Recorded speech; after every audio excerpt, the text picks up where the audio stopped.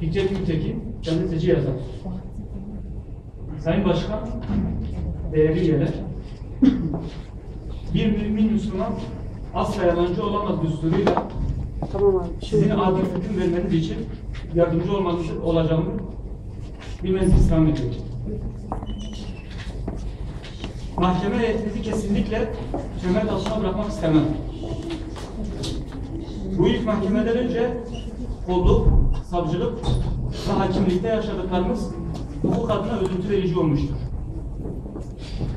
Şu an anlatacaklarım kesinlikle birebir yaşadığım ve duyduğum hadiselerdir. Kolluktayken polis aynen şunu söylemiştir.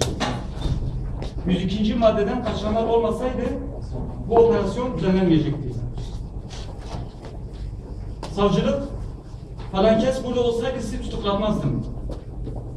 Ve maalesef hakimlikte de benim yanımda şahit olduğum şekilde avukat beye savunmayı uzatmayın, sabaha kadar da anlatsanız benim kanaatim değişmez demiştir. Henüz ifademizin alınmamasına rağmen Sayın Hakim Bey'in bu sözü söylemesi gerçekten hukuk adına üzüntü verici bir durumdur. Şimdi temennim o ki mahkemeniz yalın, haktan yana bilgi notları, ön yargılarla hukuku katletmesin.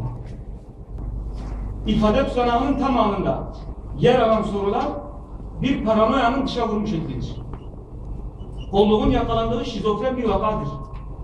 Her olanı kendi aleyhine yorumlama, niyet okuma, kötü zan, nefes almayı engelleme girişimlerinin bir yansıması olmaktan öteye gitmiyor bu iddianame.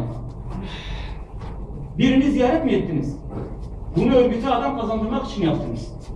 Gazetecilik mesleğiniz gereği birinin mağduriyetini mi haber yaptınız?